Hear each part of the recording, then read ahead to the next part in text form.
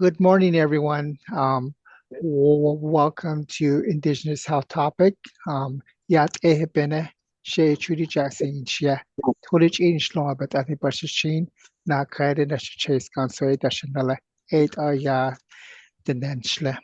So greetings, everyone. We are very blessed to have you join us for May's Indigenous Health Topic, and just a few general overview of what we ask. Next slide, please. Is just a few housekeeping. Is we will have time at the end of the presentation for Q&A.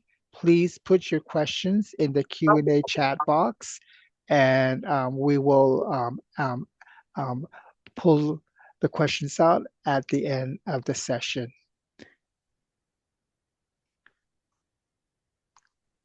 So with no further ado, it is a great honor to invite our guest speaker for Indigenous Health Topic, for May, Christine Liastra, an enrolled member of the Gila River Indian Community. And Christine will talk about, the title is My Journey with Breast Cancer. So with no further ado, I will hand it over to Christine. Thank you. Good morning. Like she said, my name is Christine Lastra. I am from Gila River Community here in Arizona. I've never ever really stayed on the reservation. I am a community member of the Phoenix area, metropolitan area. So I'm what you call an urban Indian. Born and raised here in Phoenix. Um, so my journey with my breast cancer was a surprise, but it wasn't a surprise because I always grew up with it in the back of my head that we might get it because of my paternal grandmother dying of breast cancer. So we kind of, me and my sisters kind of knew that we had to be updated on our mammograms and make sure we take care of ourselves through our mother. So when I did my annuals every year like I'm supposed to. Last year in February, I came out with a mammogram that was not normal. So even before they finished the mammogram, he pulled the nurse pulled me aside and was saying, "Okay, we kind of see something on your mammogram." Where I go, well, first let me back up. Where I go for my medical is Phoenix Indian Medical Center. Um, I've always gone there because I am Native American. I was born in that's where all my medical records are from, is Phoenix Indian Medical Center. So if I ever have to have anything medical done, that's my go-to. That's where I go. So that's where my journey started out, was at Phoenix Indian Medical Center. So all of my stuff is done there. I only had to go out for my imaging was through Good Sam. But like I said, they found something in my mammogram and it was on my right breast. So they sent me up to the fourth floor to do an ultrasound, but it was still too small for them to see. So they sent me over to Banner. I had to get a referral, all the other stuff that goes with that. Um, so it was a couple of weeks before they got the referral. Went over there, they checked me over there, and then around, that was in March. And then around in April, they got my results back. And it came back with invasive ductal carcinoma on my right breast. Um, so from there, I went to oncology. That took a while to get situated. My first meeting with my doctor in oncology, she sat down and she told me what was going on. Um, when I first got the call from my primary care doctor, he called me, he let me know what was going on. He wanted me to get into oncology as fast as I could to get the ball rolling on my what I needed to get done. Um, and I talked to my doctor, my primary care doctor, but somebody I had my daughter down as my emergency contact. So what had happened was I talked to my doctor, he gave me the results, but somebody went behind him and called my daughter.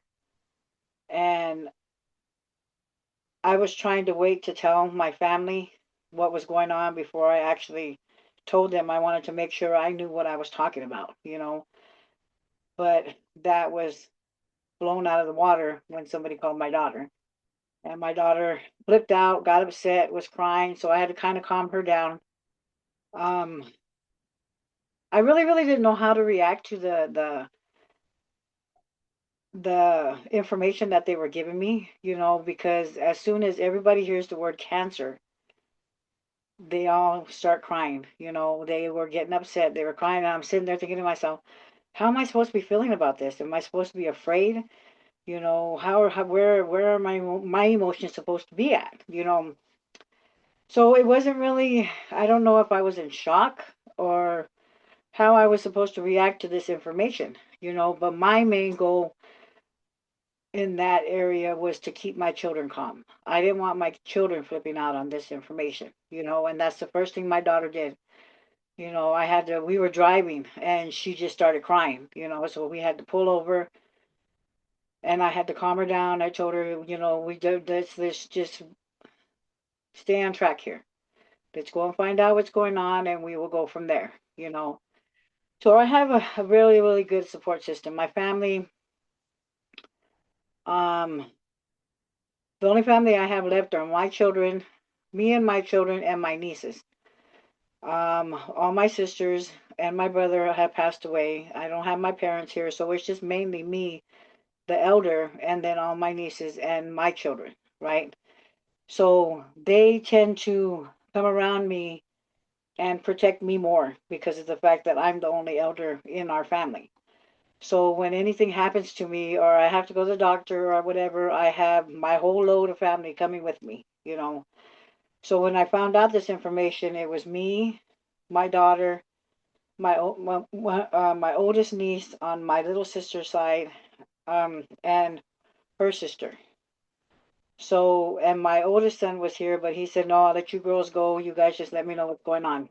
So we got there. She gave me, they gave me some options to do. You know, I definitely had to go in and have them take it out. I had friends on one side telling me, no, don't let them do this. They're going to go in there. It's going to cause more cancer to grow, this and that. Just have them do take the whole breast off and this and that. So that's my mindset. I went in there thinking to me, they're going to have to take off my whole breast. But when I got in there, she says, no, the doctor says, no, it's tiny. You don't have a lump. You're not having any pain. You didn't even know it was there. We can just go in and we can just take it out and then go from there, you know.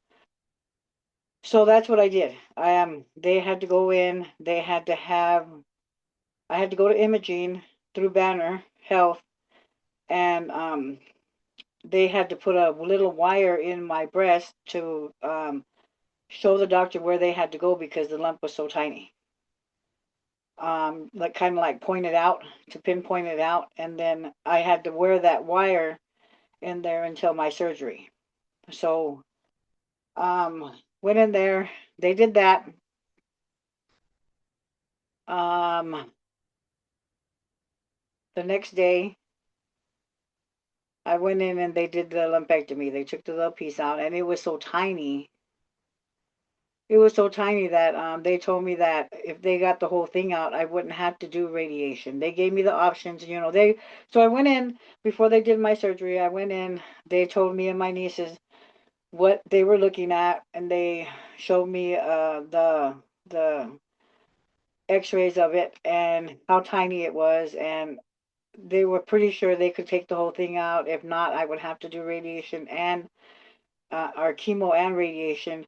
But if it was small enough, they would just have to take it out, and I would only have to do radiation. So it all depended on what they could do while they were in there with surgery. So we ended up doing the lumpectomy. Um, little tiny incision on my right breast, but then they also had to do the the incision for the lymph nodes, because she said when you have breast cancer and if it tends to spread, it would go into your lymph nodes first and then to the rest of your body. So she wanted to make sure that it didn't spread to the rest of my body, so she had to check my lymph nodes. So I have two incisions, one right under my arm, and then one right around my areola, my nipple. It's like a C around my nipple, but it's so small you can't see it. You know, um, and it went good. She was very, very informative. She answered all my questions. My surgery and my go home were good. Um, they answered all my niece's questions, all my daughter's questions. I didn't have any problems with my transportation, because then I was on Access, so Access pretty much paid for everything. Um, so when I got done at PIMC with all the stuff that I needed to do there, I was referred from the hospital to Mayo Clinic in the Phoenix campus. When I got there, the first person I met was the Native American liaison. Um, she met me there. Um, she was very, very informative. She had all my questions answered. The one thing that I was worried about is me having to do this and not be able to pay for it. You know, so when I got there, she had pamphlets on transportation. She answered all my questions about billing. Um, she showed me around the campus. She took me to my first appointment, which was down the hallway from where I met her at. She helped me out with everything once I got on campus. And I did not know that when ever a Native American goes anywhere, has to go to a different hospital or a clinic or whatever, you can ask for a Native American liaison to help you navigate whatever you have to do. And I did not know that until I got to Mayo Clinic. So that was a good thing to know. Even when you get medical or insurance or whatever, you can ask for Native American liaison, and they can now help you navigate any situation that you have. So that helped me out in a lot of situations, even after I left Mayo Clinic. Um, but my experience with Mayo Clinic too, once I got there, was really, really good. I found out, I met my doctors, and he was telling me what was going on, what I had to do, and how many sessions I was going to have to do. He asked me how I was feeling. First thing out of his mouth was he asked me how I was feeling about the whole situation. And I explained to him. I explained to him how I was feeling. I didn't know how to react to it. He says, well, a lot of people deal with the word cancer differently. Um, and I think my situation was more me not worrying about myself, but worrying about my kids, how they were going to react to it, how my nieces were going to react to it, because like I said, I am the last elder in our family, so they tend to like protect me. I didn't want them worrying more than what they had to worry about me. So when the situation came up, um, he asked me how I felt. That's the first time I actually broke down crying, was when I was talking to him, because I finally was able to talk about it, you know. And they were really, really good with me. They were. He explained everything to me, what was going to happen. He said that since the the little nod that they had to take out was so little, that we caught it in time and it didn't spread, so I wasn't going to have to do chemo. I only had to do radiation. So then he was explaining to me what was going to happen, how many days I was going to do it. Um, he asked me if I had to see a therapist, because he was kind of worried about how I was feeling and stuff, and I told him I was fine. but if I ever needed it, it was still an option to have, you know. So I went in there, and every trip that I had at Mayo Clinic was good. Um, like I said, I probably would have had transportation issues if I wasn't on Access, because Access did pay for my transportation. It probably would have been hard for me to get back and forth because the Mayo Clinic from where I live is really far. Even though I am in town, it's still all the way across town. So if I didn't have transportation or I didn't have access, I probably would have either had to pay for my transportation, which back then I didn't have any money to do that. But my nieces and them probably would have took me, but it probably would have been a problem if I didn't have access and my transportation. But like I said, my experience with Mayo Clinic was really good. I went through radiation for a week. They only went 5 days. They told me the areas they were going to work on. If I had any issues or I had questions, let them know. You know, the nurses were really helpful. The reception there was really helpful. Even the other clients were good. You know, I met a lot of good people there at the Mayo Clinic. Even going back to PIMC after my radiation and going in for my checkups and stuff like that were really good. Um, like I said, I only go to PIMC for my medical because of the fact that that's the only place I can actually find that they help me better. I did go through a phase where I didn't have access and I had to get insurance because I was working and stuff, and I had a whole lot of problems with it. They were sending me to the wrong doctors through United Health, and they were sending me to the wrong doctors, um, all kinds of crazy stuff. But it was hard to do my health insurance without being able to go to PIMC because of the fact that all of my medical was there. You know, um, it was just a hassle. So um, when when when I ended up finishing my radiation, I got to ring the little bell, ding ding ding ding. I got a certificate, uh, a little keychain, and a little ribbon that they gave me for me finishing my radiation. It was a lot easier than I expected because, like I said, the fact of hearing the word cancer, any kind of cancer, scares everybody, you know. Um, and mine was really easy compared to other stories I've heard. You know, I hear that breast cancer is normal for a lot of women to get. Um, it all depends on how fast you catch it. They said it was good that I did my annual exams that I did. You know, I did do the what is it, the genealogy thingy, the I don't know what it's called, but they go through your genes and see if it is hereditary. Um, that came out clear. My cancer was not hereditary. My cancer was more based on my female hormones. So I am on medication now. They said I have to take the medication for like 10 years. And it's just a pill. I mean, and calcium pills for myself. Um, and just to be able to, care for myself the right way.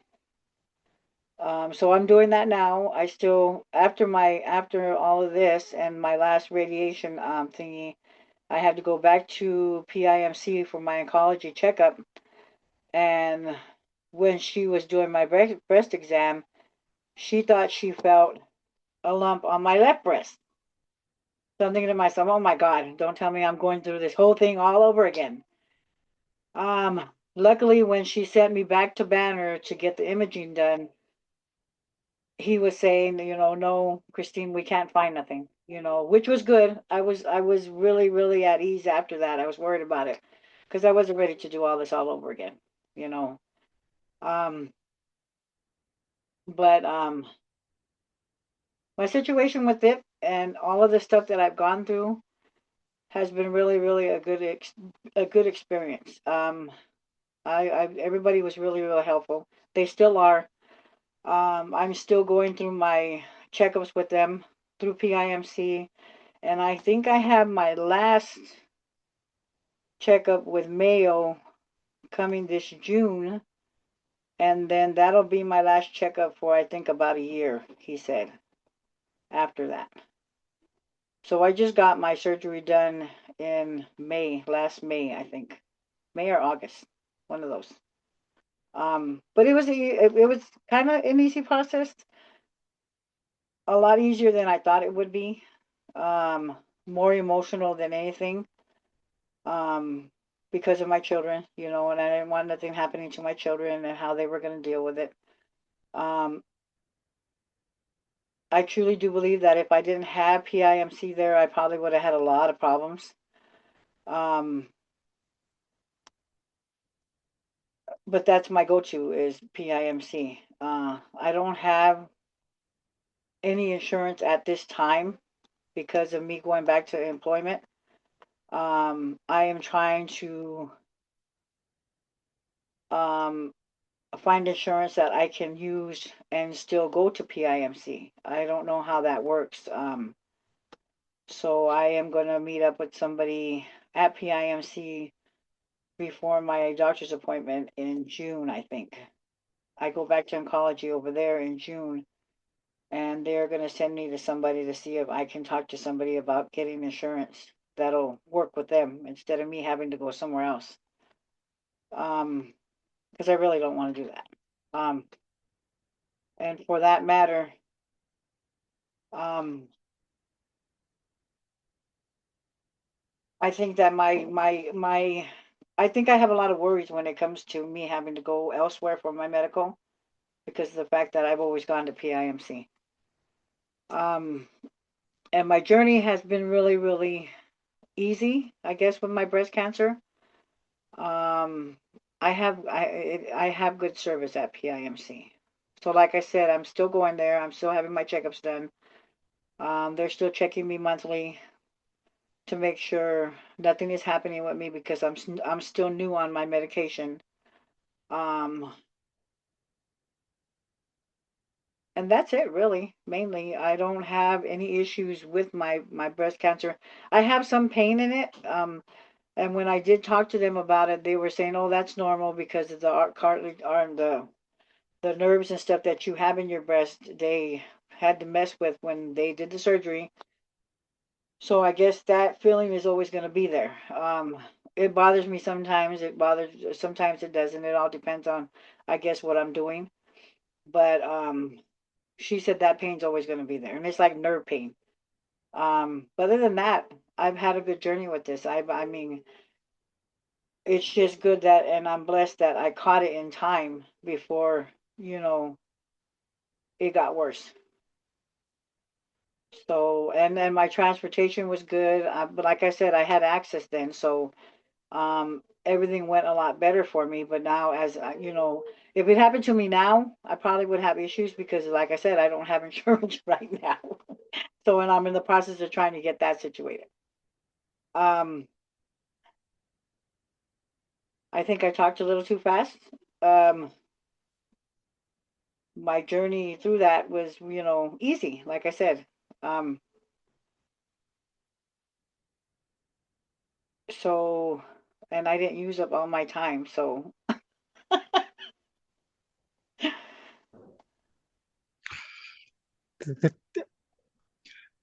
Th- Thank you so much, um,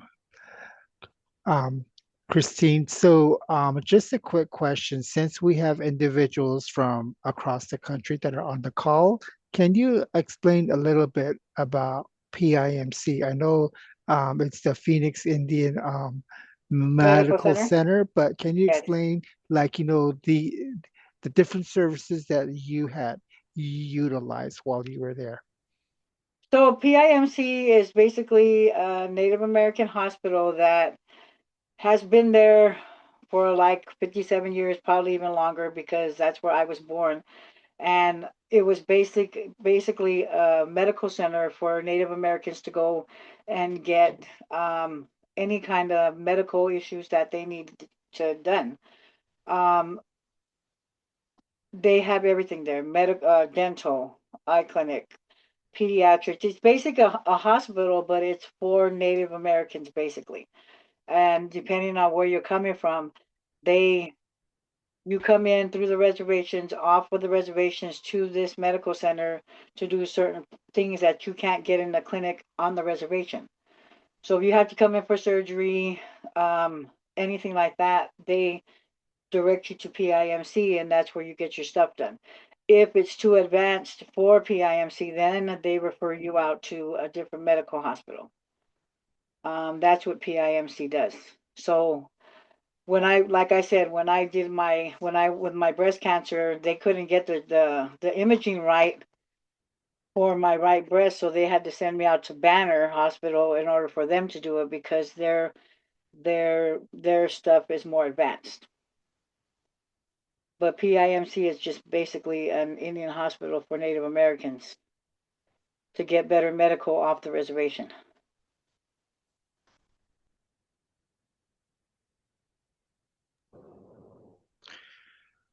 Thank you. So, just another follow-up question with that is you said that you were sent to Banner, so you utilized the PRC, which is our preferred referral care. Yes. So, can you explain to individuals how that process works?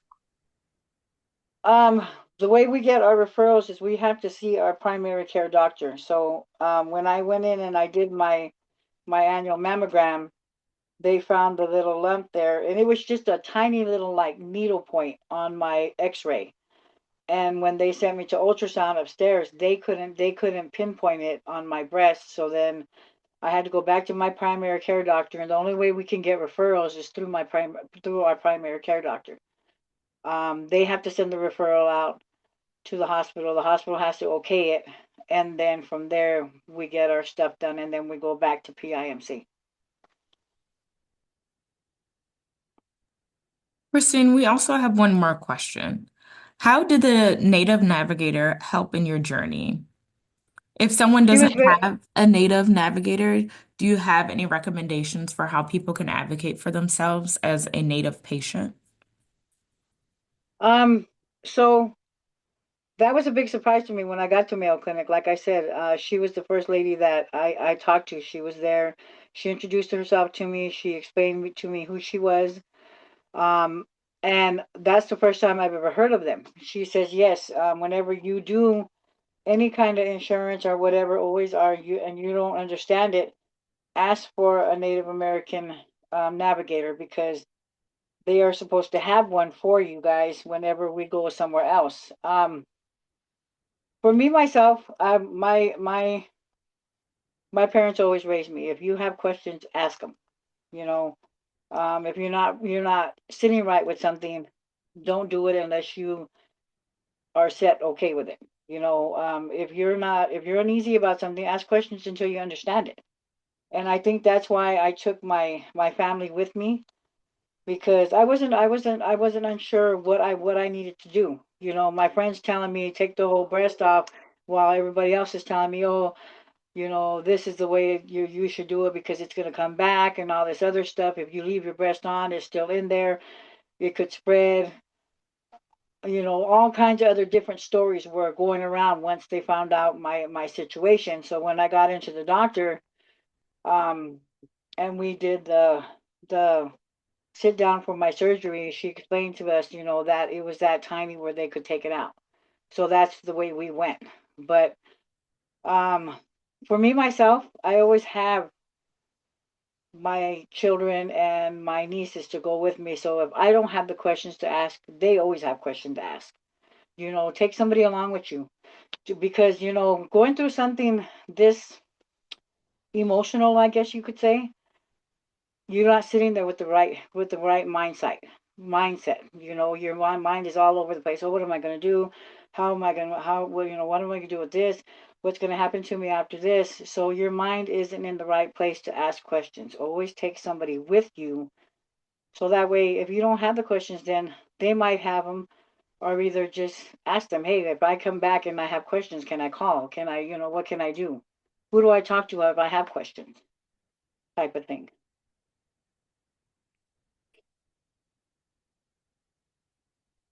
Thank you, Christine. Does anyone else have any other questions? Please put them in the chat. And we have one that just came in. Christine, it says, you talked about your concern for your daughter and nieces. In your role as an elder, what advice do you have for them in terms of their health care, self-exams, screening, etc.? Yes. I've always expressed that for the reason why my grandmother passed away. Um, and that's the reason why I did the genealogy thing, to see if it was in my genes and if it did pass on to my daughter or whatever. So I wanted to make sure that if it was hereditary, she would, end up trying to get it or whatever. So I did that test. The test came out negative. Excuse me, came out negative, but that still doesn't make it okay for her not to get her exams. I always stress that us being females, we have to be able to take care of ourselves. That means doing our mammograms, um, taking care of ourselves with OBGYN, just making sure our bodies are taken care of the way they should be taken care of. So, yeah, I stress that to my nieces and my daughter about taking care of their health and being able to navigate the health system the way you should be, and get the right doctor's help that you need.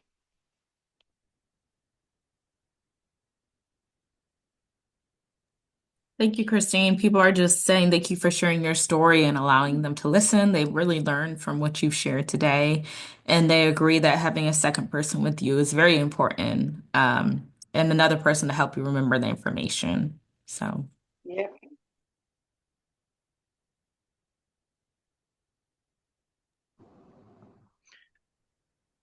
That is very amazing, Christine. So, just a final thought is, what is one thing that you would recommend or share with someone who is debating of getting screened or afraid to get screened or just navigating if they were newly diagnosed?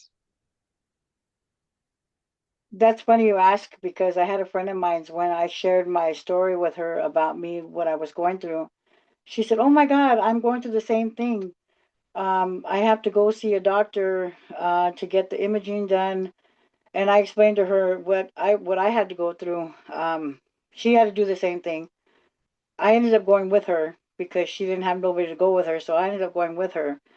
Um, but just the fear of having to deal with it, is a really emotional experience. Um, like I said, the word cancer scares everybody, you know.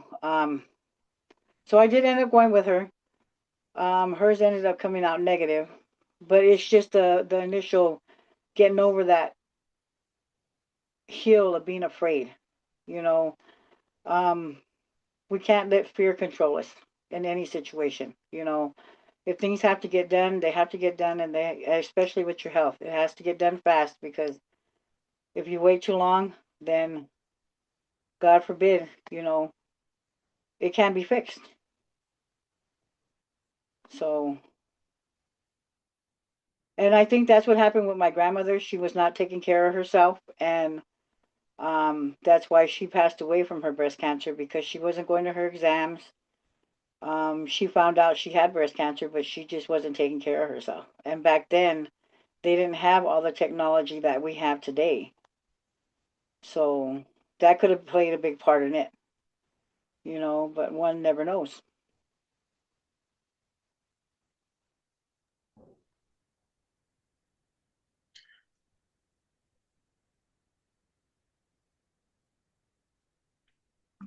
Thank you one so question much. that someone had was, they said, was Gila Rivers Cancer Advocate, did Gila Rivers Cancer Advocate help you? So Gila River advocate, I have not dealt with the Gila River advocate because of the fact that I am not on the reservation. I am here in town. So my health access is through Indian Health, which is here in Phoenix. I didn't deal with the advocate on the reservation because I live here in town. So the only advocate I had to deal with was the one at Mayo when I got connected to Mayo. I'm pretty sure if I was living on the reservation, I probably would have had to have an advocate send me this way to town. But since I live in town, I didn't have to deal with the one on the reservation. Thank you.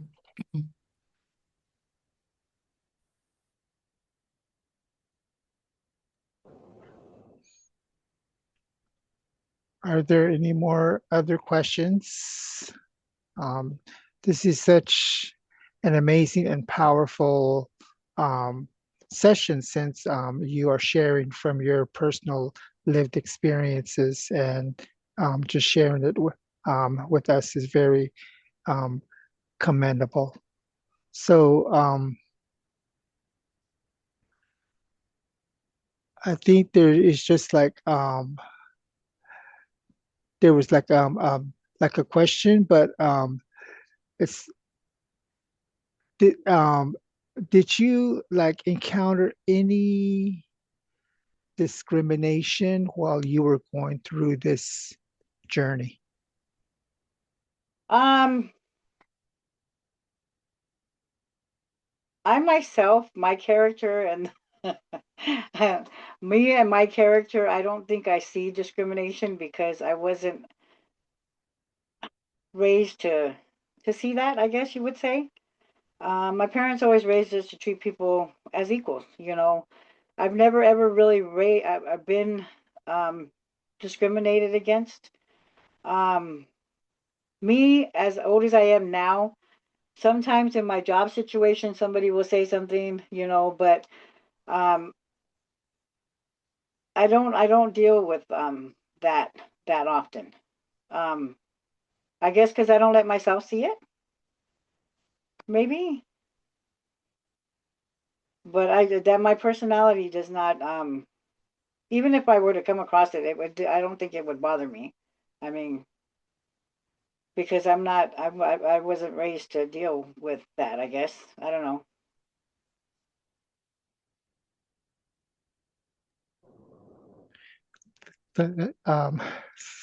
Thank you so much over for sharing and answering the questions that were posed